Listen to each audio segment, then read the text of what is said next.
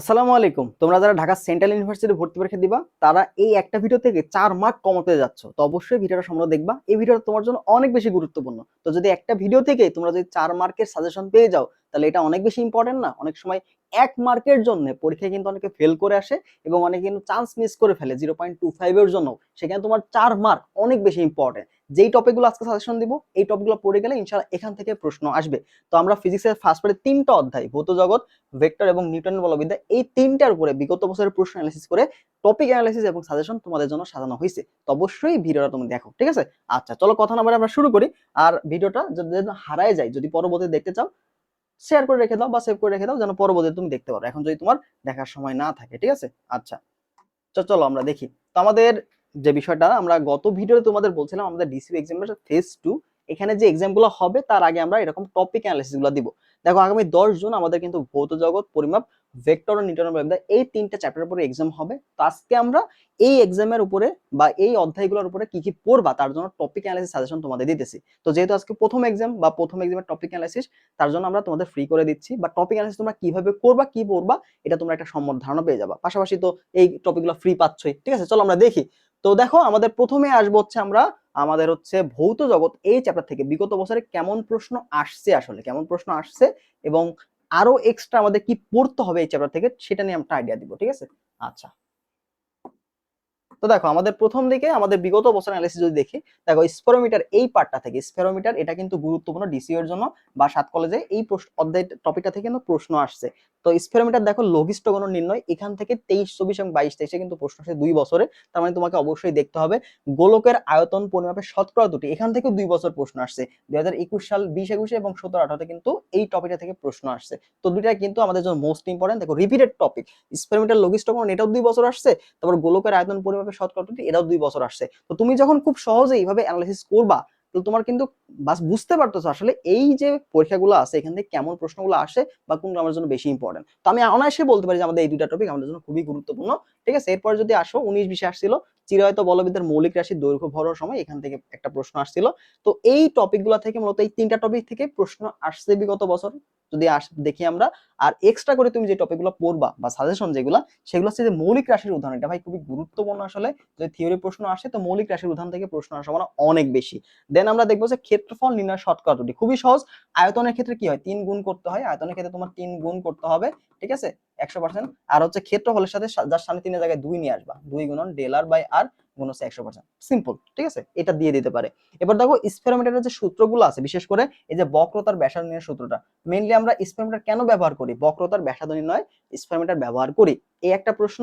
আর হচ্ছে স্পেরোমিটারের বক্রতার ব্যাসার্ধ নির্ণয়ের জন্য যে সূত্রটা আছে ওটা আমরা দেখবো এক্সট্রা করে। আর লঘিষ্ঠ গণন পিচ নির্ণয় এটা তো আসছে বিগত বছরে, তবু আমরা এটা দেখবো। তাহলে দেখো খুবই অল্প কিছু টপিক, এগুলো পড়লে কিন্তু আমাদের 7 কলেজ বা ডিসিইউ এর জন্য কিন্তু মোটামুটি কভার হয়ে যাচ্ছে, ঠিক আছে? এই টপিকগুলো তোমার জন্য মোস্ট ইম্পর্টেন্ট, দেখবে যে এই টপিকগুলো থেকে প্রশ্ন আসছে এই বছরও, ঠিক আছে? আচ্ছা তো এটার পিডিএফটা আমি কমেন্ট বক্সে দিয়ে দিব, তুমি কালেক্ট করে নিয়ে নিতে পারো। তাকে ভিডিওটা দেখো, ভিডিও না দেখলে তুমি বুঝবা না, ঠিক আছে? ভিডিও দেখে দেন তুমি ভিডিও পড়ো, তাহলে তোমার জন্য ক্লিয়ার হয়ে যাবে।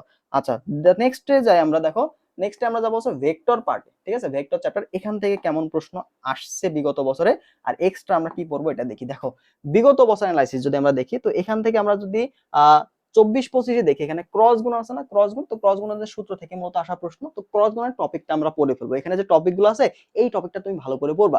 ক্রস গুণনের ক্ষেত্রে যে সূত্রগুলো আছে সেগুলো আমরা দেখবো। দেখো এ ক্রস বি, ঠিক আছে? এ ক্রস বি সমান সমান কি হয়, ইটা ইনটু হচ্ছে এ বি সাইন থিটা। তো এখানে থিটার মান যদি তোমার 0 ডিগ্রি বসাই দেই তাহলে কি 0 হয়ে যাচ্ছে, ঠিক আছে?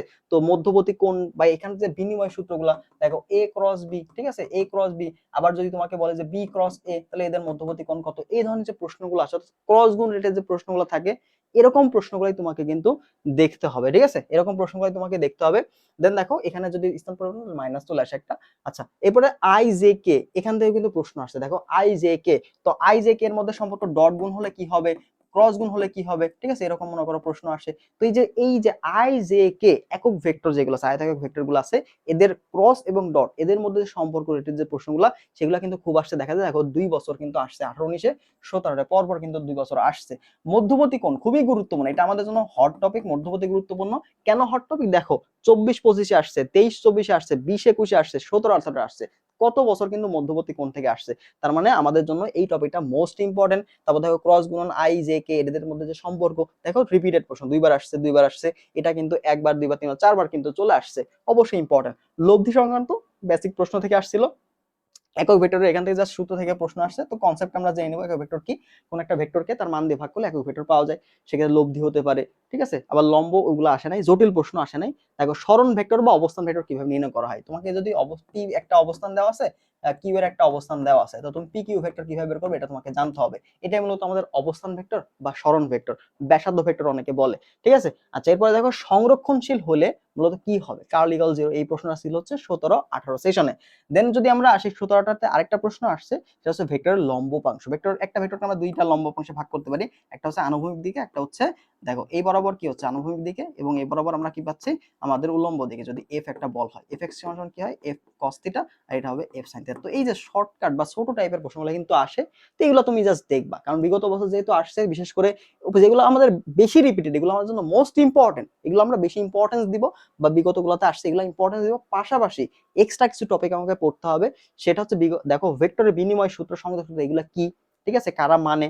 ডট গুণনটা এখানে আসে নাই, কিন্তু এই বছরের জন্য গুরুত্বপূর্ণ ডট গুণন, বিশেষ করে মধ্যবর্তী কোণ যেটা, এটাই মূলত ডট গুণনের মধ্যেই পড়ে, ঠিক আছে। এটা দেখবা ডট গুণ রেটের প্রশ্নগুলা এখানে তোমাকে বিশেষ করে দিতে পারে লম্ব হলে। হ্যাঁ, লম্ব হলে তোমাকে বলবে যে লম্ব হলে এ অথবা বি এদের মান কত, এরকম। কারণ লম্ব হলে কি, দুইটা একটা লম্ব হলে এদের মধ্যবর্তী কোণ কত বলো তো, 90 ডিগ্রি। তাহলে cos থিটার মান কত, 90 মানে 0, তখন আমরা ডট গুণ ইকুয়াল 0 লিখতে পারি, ওই কনসেপ্ট থেকে আসে, ঠিক আছে। এবার আর একটা দিব, সেটা হচ্ছে সলিনয়েডাল। তো সলিনয়েডাল কখন হবে, যখন ডাইভারজেন্স ইকুয়াল 0 হবে। যেহেতু বিগত বছরগুলোতে সংরক্ষণশীল হতে কি হলে কার্ল 0 হবে, তাহলে এই বছরের জন্য আমরা সলিনয়েডাল হলে আসলে কি শর্ত অ্যাপ্লাই করতে হবে এটা আমরা দেখব। পাশাপাশি কিছু হচ্ছে ডাইভারজেন্সের কিছু গাণিতিক সমস্যা, বিশেষ করে দেখো অবস্থান ভেক্টরের ডাইভারজেন্স কেমন। তো অবস্থান ভেক্টরটা কি, অবস্থান ভেক্টর থাকে তোমার আর ভেক্টর ইকুয়াল টু হচ্ছে এক্স আই প্লাস হচ্ছে ওয়াই জে প্লাস জেড কে। তো এটা যদি ডাইভারজেন্স করা হয়, তাহলে কিন্তু এটার মান তোমার 3 আসে, ঠিক আছে। অনেক সময় তোমাকে অবস্থান ভেক্টর না দিয়েও বলতে পারে যে অবস্থান ভেক্টর ডাইভারজেন্স বের করো। তো এই কয়টা টপিক আমরা ভেক্টর থেকে পড়বো। ভেক্টর থেকে কিন্তু যখন প্রশ্ন আসে না, দুইটা প্রশ্ন কিন্তু চলে আসে, ঠিক আছে। দেখো এখানে দুইটা, ওখানে একটা, তিনটা প্রশ্ন কিন্তু হয়ে গেল।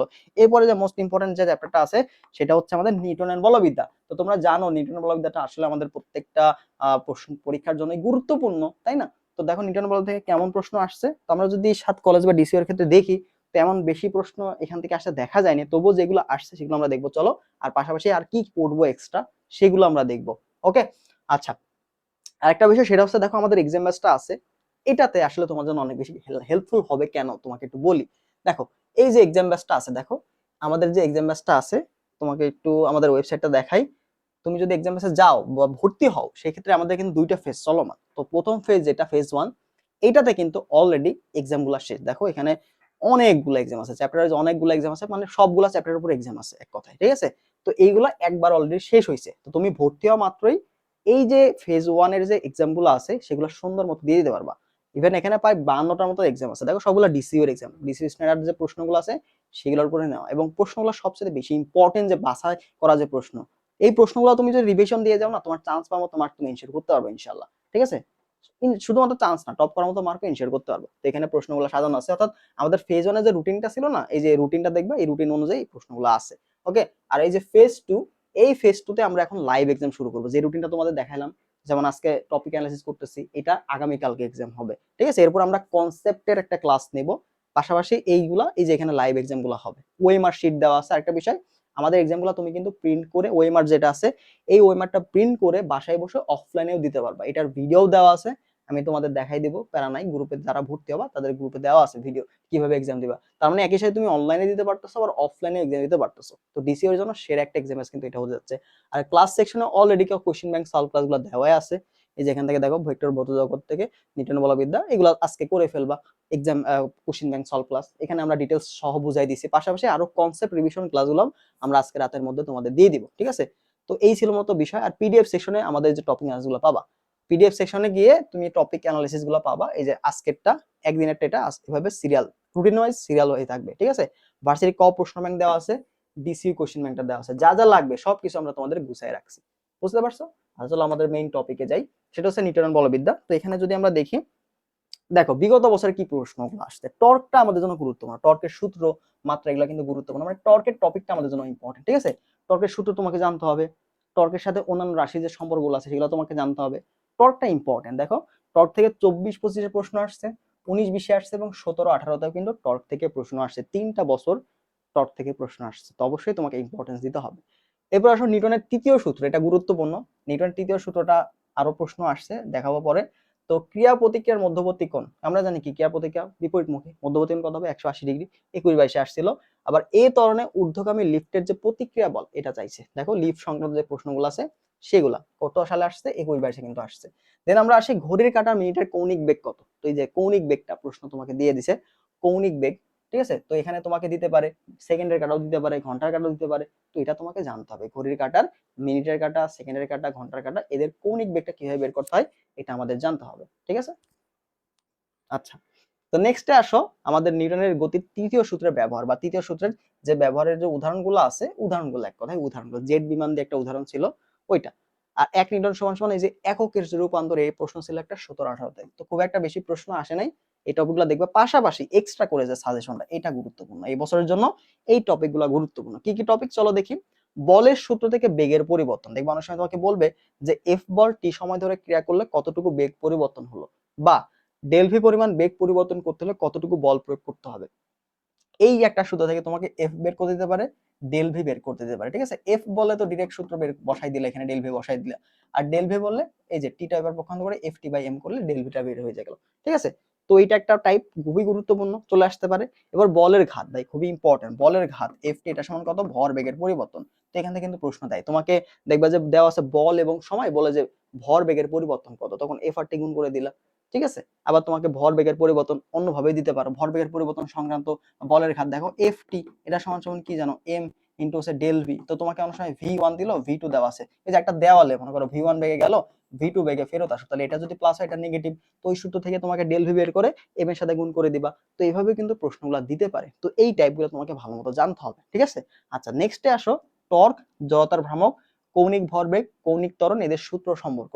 মূলত কৌণিক গতি সংক্রান্ত যে সূত্রগুলো আছে, ঠিক আছে, কৌণিক গতি তত্ত্ব যে সূত্রগুলো আছে এগুলো ভালো করে দেখবা। কৌণিক গতি তত্ত্বের যে সূত্রগুলো, বিশেষ করে জড়তার ভ্রামক, টর্ক, এগুলো তো অলরেডি আসছে, এগুলো আমরা দেখবো। জড়তার ভ্রামকটা দেখবো, মাস্ট দেখবা, ঠিক আছে। জড়তার ভ্রামকটা মাস্ট তোমরা দেখবা। পাশাপাশি কৌণিক ভরবেগটাও ইম্পর্টেন্ট আমাদের জন্য। কৌণিক ভরবেগ, জড়তার ভ্রামক, কৌণিক ত্বরণ, টর্ক, এদের মধ্যে যে সম্পর্কগুলো এগুলা ইম্পর্টেন্ট। দেন আসা হচ্ছে কেন্দ্রমুখী ত্বরণ, ঠিক আছে। কেন্দ্রমুখী ত্বরণ থেকে তোমাকে অনেক সময় হচ্ছে ব্যাসার্ধ বের করতে দিতে পারে, ঠিক আছে, এটা গুরুত্বপূর্ণ। কেন্দ্রমুখী ত্বরণ থেকে আমরা কিছু গাণিতিক প্রশ্নগুলা দেখবো, বা ডিরেক্ট সূত্র থেকে কিন্তু প্রশ্ন আসে। তো এই যে টপিকগুলো তোমাদের দিলাম, এই টপিকগুলো আমাদের জন্য কিন্তু মোস্ট ইম্পর্টেন্ট, এবং এখান থেকে কিন্তু মানে সর্বনিম্ন 4 মার্ক চলে আসবে, বাকি আরো আসতে পারে, ঠিক আছে। তাহলে এই টপিকগুলো আমাদের জন্য খুবই ইম্পর্টেন্ট, অবশ্যই ভালো করে নোট করে নিবা, বুঝলা তো কিভাবে পড়তে হবে। আর এই টপিকগুলো তুমি হচ্ছে ডিসিউ কোশ্চেন ব্যাংকটা সলভ করবাই, ঠিক আছে। অবশ্যই তোমরা কি করবা, ডিসিউ এর যে কোশ্চেন ব্যাংক সলভ করবা, পাশাপাশি তোমার যদি ভার্সিটি এমটের কোশ্চেন ব্যাংক থাকে, ভার্সিটি এমটের কোশ্চেন ব্যাংক থাকে, এটা তুমি সলভ করবা। এবং যদি তোমার কাছে না থাকে, যদি রিসেন্ট তুমি জিএসটি দিয়ে থাকো, এই জিএসটি কোশ্চেন ব্যাংকটা তোমার কাছে থাকে, তুমি পড়বা, হ্যাঁ। যদি তোমার কাছে ভার্সিটি এমটের কোশ্চেন ব্যাংক থাকে সেটা সলভ করো। আর যদি না থাকে, যে কোনো একটা প্রশ্ন ব্যাংক, যেই প্রশ্ন ব্যাংকটা তোমার কাছে আছে তুমি প্র্যাকটিসের জন্য ইউজ করবা, ঠিক আছে। এগুলো কিসের জন্য, এগুলো হচ্ছে তোমার প্র্যাকটিসের জন্য। মেইন হচ্ছে আমাদের ঢাকা সেন্ট্রালের কোশ্চেন ব্যাংকটা, মেইন হচ্ছে ঢাকা সেন্ট্রালের যে কোশ্চেন ব্যাংকটা সেটা। তো আমরা তো অলরেডি তোমাকে কোশ্চেন ব্যাংক দিয়েই রাখছি, তাই না। তো তোমরা যারা আমাদের পেইড ব্যাচে আসো, কোশ্চেন ব্যাংকের পিডিএফ তোমাদের দেওয়া আছে, বা তুমি যদি কিনে থাকো তাহলে তো আরো ভালো, হার্ড কপি পড়া সবচেয়ে বেটার পিডিএফ পড়ার থেকে। বা আমরা অনেক সময় অ্যাফোর্ড করতে পারি না, লাস্ট মোমেন্টে একটা প্রশ্ন ব্যাংকের দাম 400 টাকা ভাই, তাই না। আমাদের এক্সাম ব্যাচের দাম হচ্ছে 200 টাকা। তো বুঝতে পারছো অনেক বেশি খরচ হয়ে যাচ্ছে। তো তুমিও তো 200 টাকা দিয়ে এক্সাম ব্যাচে ভর্তি হয়ে কোশ্চেন ব্যাংকের পিডিএফ গুলো সবই পাচ্ছ, ভার্সিটি এর কোশ্চেন ব্যাংকও দেওয়া আছে, তোমাকে দেখাইলাম। দেখো প্রশ্ন ব্যাংকের পিডিএফটা তো অলরেডি আমাদের দেওয়াই আছে।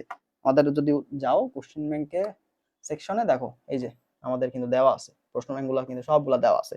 তো যারা আসলে ভর্তি হইতে চাও, যারা এক্সামের সাথে ভর্তি হইতে চাও, তারা কি করবা, আমাদের যে হোয়াটসঅ্যাপ নাম্বার আছে সেটাতে যোগাযোগ করতে পারো, ঠিক আছে। তুমি স্ক্রিনের পাশে দেখতে পাচ্ছ হোয়াটসঅ্যাপ নাম্বার, এটাতে জাস্ট একটু নক দাও তাহলে হবে। এইভাবে প্রত্যেকটা চ্যাপ্টারের উপরে টপিক অ্যানালাইসিস গুলো তুমি কিন্তু এক্সাম গুলোতে পাবা।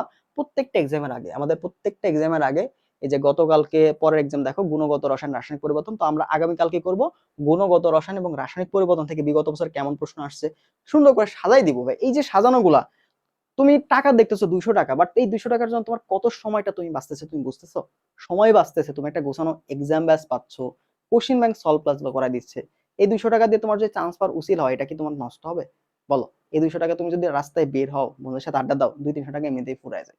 না হয় 100 টাকা খরচ হলো, একদিন বাড়ালে 100 টাকা, পর দিন বাড়ালে 200 টাকা, তাই না। তো এই টাকাটা জমায়ে এক্সাম ব্যাচটা নেওয়ার চেষ্টা করো। তোমার জন্য লাভবান হবে। ঠিক আছে? আচ্ছা, তো এই ছিল মতো বিষয়। তো যারা এক্সামের সাথে ভর্তি হওয়া হোয়াটসঅ্যাপে যোগাযোগ করো, আর যে টপিকগুলো আমি পিডিএফ দিয়ে দিছি কমেন্ট বক্সে, আজকেরটা ফ্রি, এটা তোমরা দেখে নাও। ওকে, ভালো লাগো সবাই, আল্লাহ হাফেজ।